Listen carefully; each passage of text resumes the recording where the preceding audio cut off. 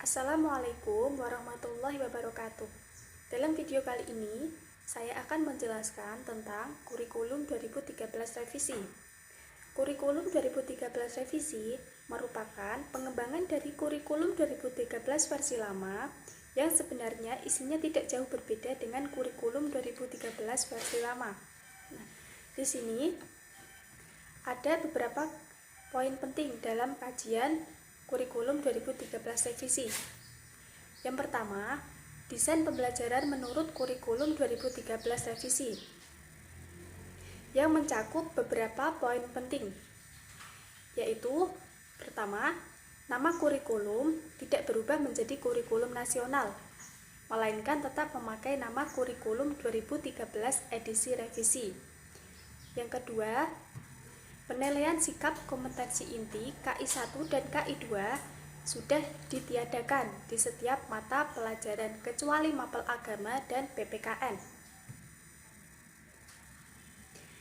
Yang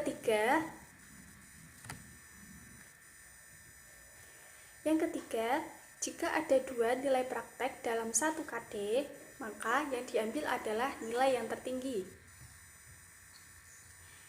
Yang keempat, pendekatan saintifik 5M bukanlah satu-satunya metode saat mengajar. Dan apabila digunakan, maka susunannya tidak harus berurutan. Yang kelima, silabus Kurtilas edisi revisi lebih ramping, hanya 3 kolom, yaitu KD, materi pembelajaran, dan kegiatan pembelajaran. Yang keenam, perubahan terminologi ulangan harian. Terminologi ulangan harian menjadi penilaian harian, UAS menjadi penilaian akhir semester untuk semester ganjil dan penilaian akhir tahun untuk semester genap. Yang ketujuh, dalam RPP tidak perlu disebutkan nama metode pembelajaran yang digunakan.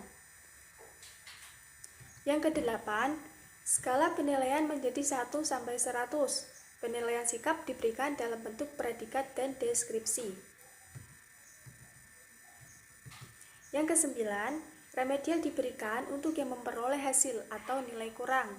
Namun, sebelumnya siswa harus diberikan pembelajaran ulang. Nilai remedial adalah nilai yang dicantumkan dalam hasil. Yang kesepuluh,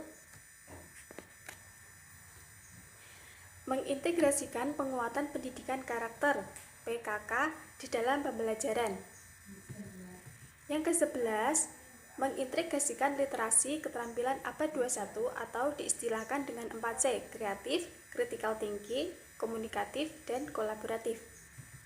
Yang ke-12, mengintegrasikan HOTS, higher order thinking skill.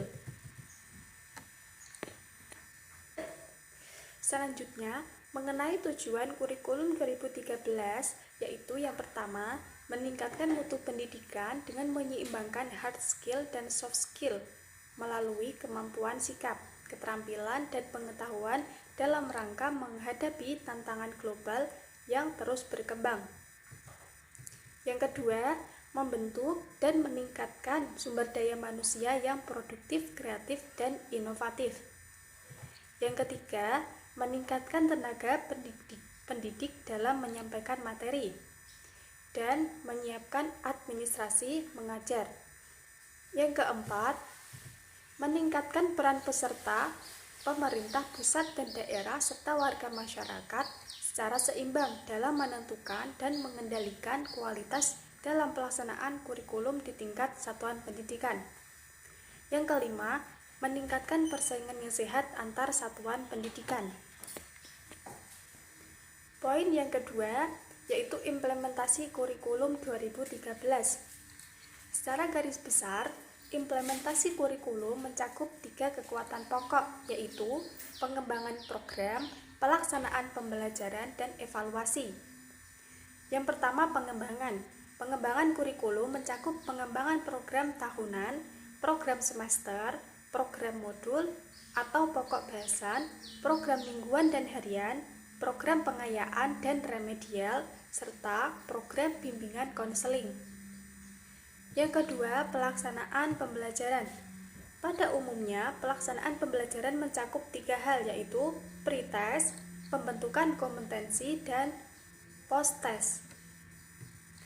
Yang ketiga, evaluasi hasil belajar. Evaluasi hasil belajar dapat dilakukan dengan penilaian kemampuan dasar, penilaian akhir satuan pendidikan, dan sertifikasi serta penilaian program. Yang ketiga, yaitu evaluasi atau penilaian pembelajaran kurikulum 2013 revisi.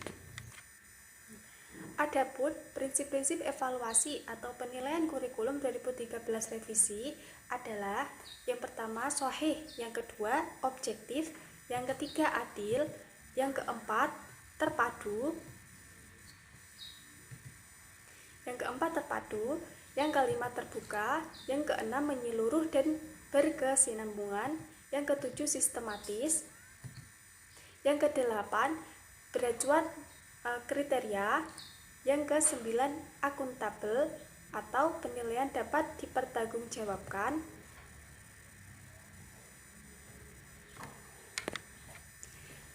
baik dari segi teknik, prosedur maupun hasilnya.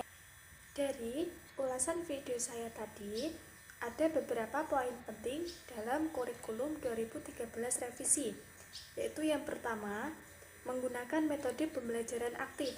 Yang kedua, proses berpikir siswa tidak dibatasi. Yang ketiga, penyederhanaan aspek penilaian siswa oleh guru. Yang keempat, meningkatkan hubungan kompetensi inti dan kompetensi dasar. Yang kelima, penerapan teori 5M, mengingat, memahami, menerapkan, menganalisis, dan mencipta. Yang keenam, struktur mata pelajaran dan lama belajar di sekolah tidak diubah. Baik, terima kasih. Itulah video saya tadi tentang ulasan materi kurikulum 2013 revisi. Apabila ada salah kata, mohon maaf yang sebesar-besarnya. Terima kasih. Wassalamualaikum warahmatullahi wabarakatuh.